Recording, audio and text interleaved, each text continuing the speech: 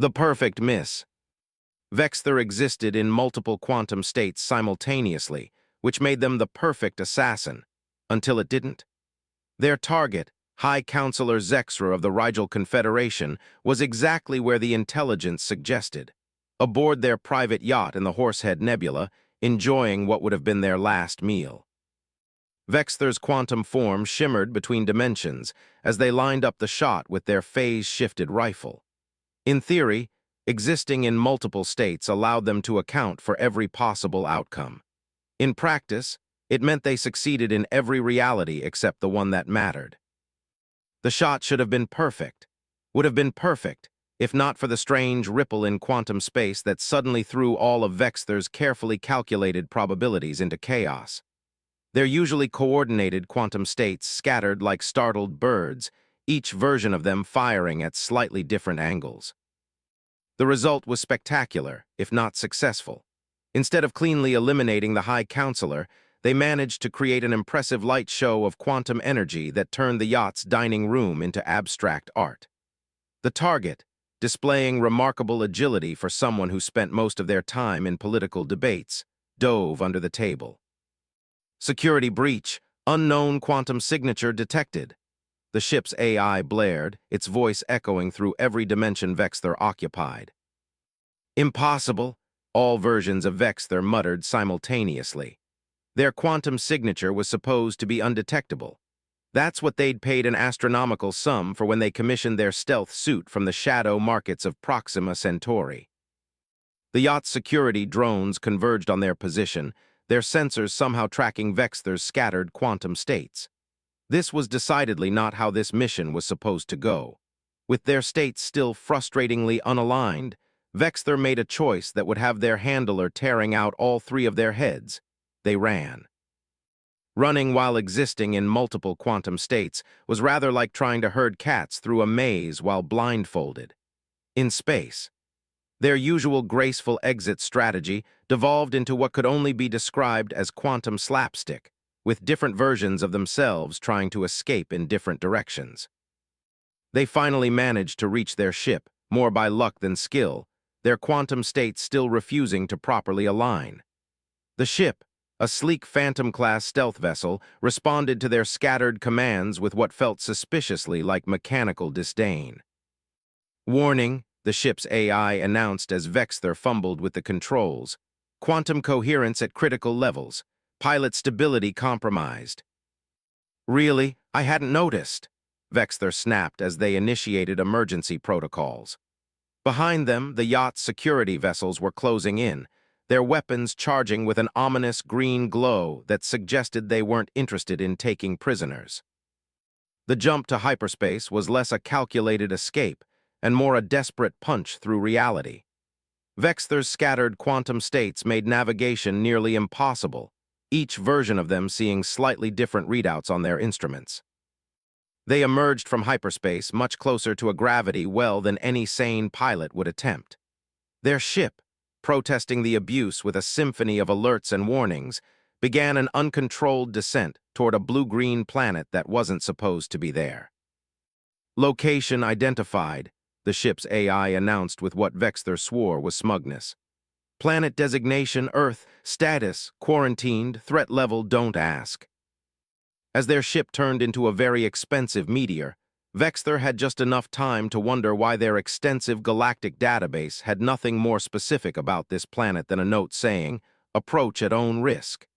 Seriously. The impact was less catastrophic than expected, though their ship would definitely be filing a complaint with their union.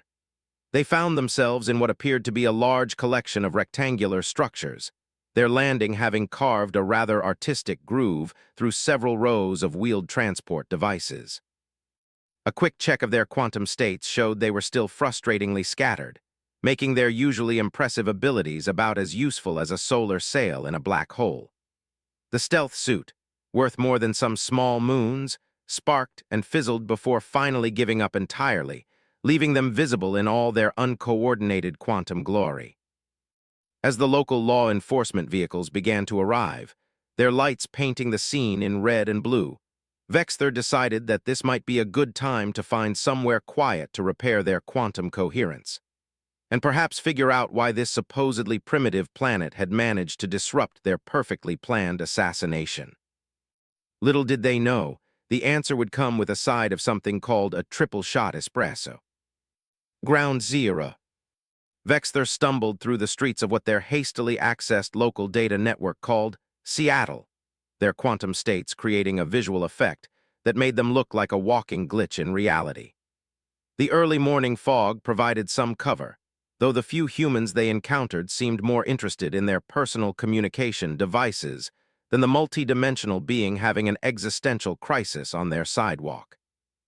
Their quantum scanner, one of the few pieces of equipment still functioning after the crash, was detecting an unusual energy signature nearby. Something was affecting the local quantum field in ways that shouldn't be possible on a pre-quantum civilization planet. The reading led them to a modest building with large windows and a sign that read, Quantum Grounds Coffee Co. The coincidence in naming was not lost on Vexter, whose multiple states all managed to raise their eyebrows simultaneously. A bell chimed as they entered, their quantum states briefly tangling with the door's hinges and causing it to exist in several positions at once. Behind the counter stood a human with dark skin and dreadlocks tied back neatly, wearing an apron covered in complex mathematical equations. The name tag read, Rowan. "Welcome to Quantum Grounds," Rowan said, not looking up from the complex apparatus they were adjusting. "You're right on time." Vexter's states flickered in surprise. "I didn't make an appointment." "Didn't say you had one," Rowan replied, finally looking up. Their eyes showed no surprise at the quantum anomaly standing in their shop. "But you're right on time anyway. Rough morning, you're looking a bit scattered." Before Vexter could process the human's inexplicable calm, Rowan was already working with practiced precision at what appeared to be an unnecessarily complex coffee-making machine. Steam hissed through copper tubes that twisted in geometrically impossible ways, and liquids of varying colors flowed through glass chambers that seemed to briefly ignore gravity. "What you need," Rowan continued, "is our house special, the quantum harmonizer." The device they were using looked less like coffee equipment and more like something stolen from a particle physics lab, which, given the equations on their apron, seemed increasingly possible. "I don't need a beverage," Vexter protested, their voices overlapping as their states disagreed on the exact wording. "I need to stabilize my quantum coherence before the people chasing you figure out that Earth's natural quantum field makes tracking scattered states easier than following footprints in snow," Rowan finished, raising an eyebrow. "Drink this." They placed a cup on the counter, its contents shifting between different shades of deep brown in a way that shouldn't have been possible with normal matter. Steam rose in perfectly formed Fibonacci spirals.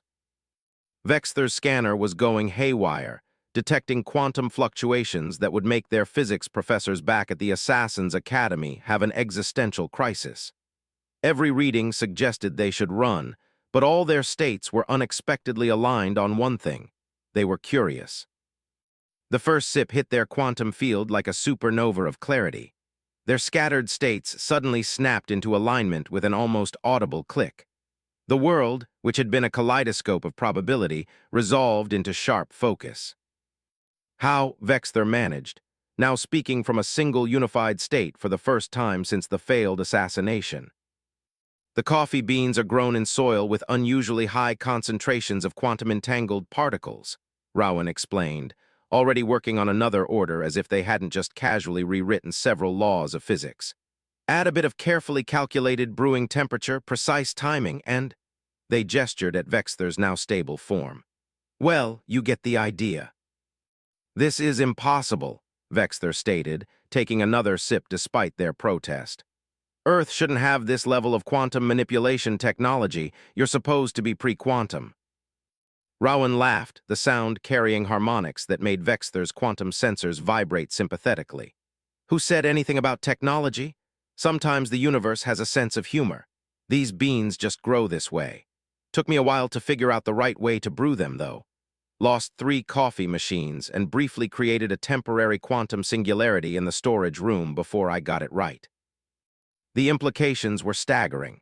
A natural source of quantum stabilization, something the most advanced civilizations in the galaxy had failed to create artificially, was just growing on this supposedly primitive planet, and being served with surprisingly artistic foam designs on top.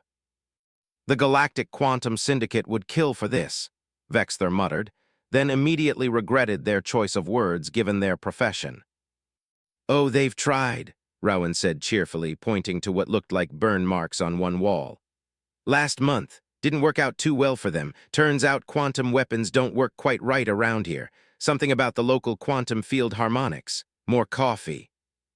Vexter found themselves nodding, their perfectly aligned quantum state humming with newfound energy. They had come to Earth by accident, running from a botched assassination, but they had stumbled onto something far more valuable than any contract. "By the way," Rowan added, starting on their second cup, "we have a quantum physics book club on Thursdays. You might find it interesting. Last week's discussion on multidimensional coffee foam dynamics got pretty heated." Looking at their now empty cup, Vexter realized their career might be taking an unexpected turn. After all, why be the galaxy's most feared quantum assassin when you could be its first quantum barista? Ripple effect. News travels fast in the galactic underworld, especially when it involves something as valuable as quantum stabilization. Within weeks of Vexter's discovery, Quantum Grounds had acquired an interesting mix of new regulars. The morning rush now included beings from at least 3 different dimensions, and Rowan had to put up a sign reading, "Please maintain a singular quantum state while waiting in line." A Vershanian phase shifter sat in one corner, their usually unstable form perfectly solid as they worked on what appeared to be complicated heist plans while sipping a quantum mocha. At another table, a pair of temporal merchants argued over futures trading, their time-displaced forms neatly aligned thanks to Rowan's special time stream latte. Vexter, who had taken to helping behind the counter when they weren't pursuing their own contracts, watched the growing crowd with mixed feelings. They had started to think of Quantum Grounds as their own secret, but secrets this good never stayed hidden for long. "Incoming," Rowan announced, not looking up from where they were calculating the perfect ratio of quantum-entangled beans for a new blend. "Probability waves suggest someone interesting about to arrive." The door chimed, and in walked Nova, the galaxy's most notorious information broker. Their form, usually a shifting mass of data streams, solidified into something almost human-shaped as they entered the shop's quantum field. "Fascinating," Nova said, their voice carrying echoes of 1,000 intercepted communications. "The rumors were true. Earth has achieved quantum harmony without technology. This changes everything." "It changes nothing," Rowan replied calmly, already preparing what would become Nova's regular order, though the information broker hadn't ordered yet. "Unless you're interested in learning proper coffee appreciation, the quantum physics is just a bonus." Nova approached the counter, their data form rippling with calculations. "Do you realize what you have here? The ability to stabilize quantum states naturally could revolutionize galactic commerce, communication, warfare. It could also help people enjoy a really good cup of coffee," Vexter interrupted, surprising themselves with their defensiveness. "Not everything needs to be weaponized." "Says the quantum assassin," Nova remarked dryly. "Former quantum assassin," Vexter corrected, then added, "Mostly, I'm branching out into beverage consulting." Rowan placed a cup on the counter, its contents shifting through various probability states before settling into a perfect blend. "Try this before you start planning any galactic revolutions. It's a new blend I'm calling Schrödinger's Roast. It exists in a superposition of multiple flavor states until you take a sip." Nova's form stabilized further as they took the cup, data streams coalescing into more defined shapes. The first sip caused their usually chaotic energy patterns to harmonize into something almost peaceful. "This is," Nova paused, processing the experience through countless analytical subroutines, "unexpected." "That's what everyone says," Rowan smiled, already working on orders for a group of quantum physicists who had just walked in, their academic debates about wave-particle duality temporarily forgotten at the smell of fresh coffee. But peace couldn't last forever. Through the windows, Vexter noticed several suspicious-looking ships poorly disguised as Earth vehicles materializing in the parking lot. Nova's presence must have confirmed the rumors for those who had been waiting to make their move. "Rowan," Vexter said quietly, "I think we're about to have company, the unfriendly kind."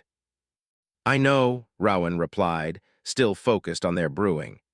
"The quantum fluctuations in the parking lot have been increasing for the past 10 minutes.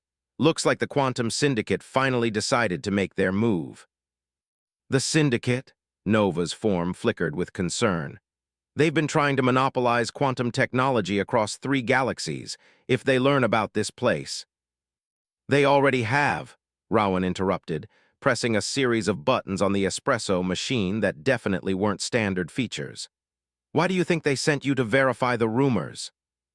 Nova had the grace to look embarrassed, their data streams shifting to a slightly redder hue. "I may have sold the information to multiple interested parties. It's just business." "And this," Rowan said, as hidden defense systems emerged from what had appeared to be innocent coffee-making equipment, "is just a coffee shop. One that I intend to keep neutral ground for all quantum-capable beings who just want a good cup of coffee." Vexter watched in amazement as the shop's quantum field began to pulse with controlled energy. Every cup of coffee in the shop suddenly glowed with harmonic resonance, and the regular customers calmly continued their conversations, as if heavily armed quantum commandos weren't materializing outside. "So," Rowan said, handing Vexter what looked like a quantum-enhanced portafilter, "ready to learn some advanced barista techniques. I have a feeling we're about to get very busy." Looking at the growing number of syndicate forces outside, Vexter realized that defending a coffee shop hadn't been part of their assassin training. But then again, neither had learning to make the perfect quantum latte, and that had turned out surprisingly well. The sea. The first wave of quantum syndicate forces learned the hard way that attacking a coffee shop where multiple quantum state beings regularly gathered was a spectacularly bad idea. Their quantum destabilizers, designed to scatter their targets across multiple dimensions, had about as much effect as trying to soak someone who was already swimming. "You know," Rowan commented while casually adjusting the quantum harmonics of their defense grid, "they're really disturbing the morning rush. We have regulars trying to enjoy their coffee." The shop had transformed into something that would make quantum physicists question their career choices. Every cup of coffee acted as a localized quantum stabilization field, turning the café's patrons into an impromptu defense force. The Vershanian phase shifter was using their newly stabilized form to redirect quantum attacks into their coffee cup, which absorbed the energy and made their drink even better. The temporal merchants had somehow weaponized their futures trading, creating localized time loops that left several syndicate troops eternally walking into the same wall. Nova, having quickly decided which side offered better long-term prospects, was using their data streams to hack the Syndicate's quantum communication network and replace their tactical orders with coffee drink recipes. Vexter, armed with their quantum-enhanced portafilter, discovered that their assassin training translated surprisingly well to barista combat. "Your coffee grounds are over-extracted," they shouted, using the portafilter to deflect a quantum blast while simultaneously critiquing their attackers' poor aim. "Less criticism, more defending," Rowan called out, their hands flying over what looked like a combination of coffee grinder and quantum computer. "They're trying to destabilize the local quantum field. If they succeed, all our quantum-entangled coffee beans will decohere." Through the windows, more syndicate forces were arriving, their ships dropping the pretense of being Earth vehicles and showing their true forms as quantum battlecruisers. Leading them was Commander Helix, the Syndicate's chief of quantum operations, their form a twisting mass of probability equations given physical shape. "Surrender the quantum harmonization technology," Helix's voice resonated through multiple dimensions, "and we might let you continue operating as a Syndicate-licensed establishment." Rowan snorted, the sound somehow carrying through the quantum chaos. First, it's not technology. Second, your quantum alignment is terrible. You're spilling probability all over my parking lot. They turned to Vexther. Cover me. I need to make a special blend. Vexther watched in amazement as Rowan began combining quantum-entangled coffee beans with a precision that would make particle physicists jealous. Their hands moved with practiced efficiency, measuring and mixing with mathematical perfection. "What are you making?" Nova asked, their data streams curling with curiosity. "Something I've been saving for an emergency," Rowan replied, activating brewing sequences that seemed to bend reality around them. "I call it the quantum supremacy blend. It's either going to save us or create a small quantum singularity, maybe both." Outside, Helix was preparing a massive quantum destabilization wave. The air itself began to shimmer with collapsing probability fields. Several of the café's quantum-sensitive customers started to flicker uncertainly between states. "Whatever you're doing," Vexther said, deflecting another attack with their portafilter, "do it faster. We're running out of stable spacetime." Rowan's hands flew over their equipment, making adjustments that seemed to ignore several laws of physics. The brewing coffee began to glow with an inner light that hurt to look at, as if it existed in more dimensions than the human eye was meant to perceive. "Everyone grab a cup," Rowan announced, beginning to pour their creation into quantum-shielded mugs. "And whatever you do, don't spill it. Each cup is holding enough quantum potential to rewrite a small portion of reality." Helix's attack hit just as the last cup was poured. The quantum destabilization wave should have scattered everyone's quantum states across multiple dimensions.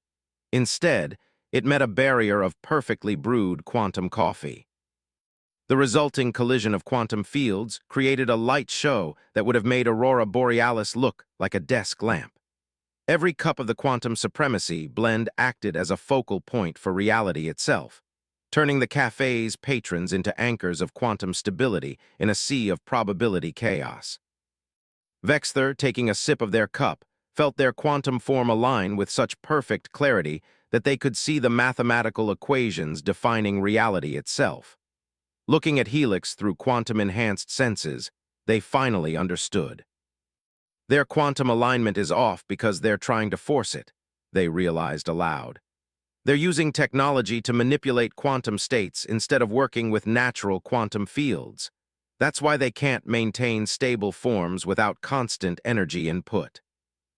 Rowan nodded, calmly sipping their own coffee while reality warped around them. Sometimes the simplest solution is just to let things be what they are. Speaking of which, they raised their voice to be heard through the quantum chaos. "Commander Helix, would you like to try a cup of coffee? I think you'll find it more effective than trying to steal something you don't understand." "New grounds." Commander Helix's quantum form wavered, uncertainty rippling through their probability equations as they stared at the offered cup of coffee. The air around quantum grounds still shimmered with residual quantum energy from their failed attack, but now it carried the rich aroma of perfectly brewed coffee. "This is some kind of trick," Helix accused, their voice oscillating between frequencies. "No natural quantum harmonization could be this stable." "Only one way to find out," Rowan replied, their calm demeanor unchanged despite the quantum battle that had just taken place in their parking lot. "Though I should warn you, if you shoot at my shop again, I'm not making you any coffee, ever, in any reality." Nova's data streams rippled with amusement. "You should take the offer, Commander. I've already calculated the probabilities. This is the only timeline where the Syndicate doesn't end up embarrassingly defeated by a coffee shop." Helix's form shifted uncertainly, countless probability calculations running through their quantum structure. Finally, maintaining as much dignity as possible for someone whose form was beginning to unravel at the edges, they approached the counter. "If this is a deception," they began.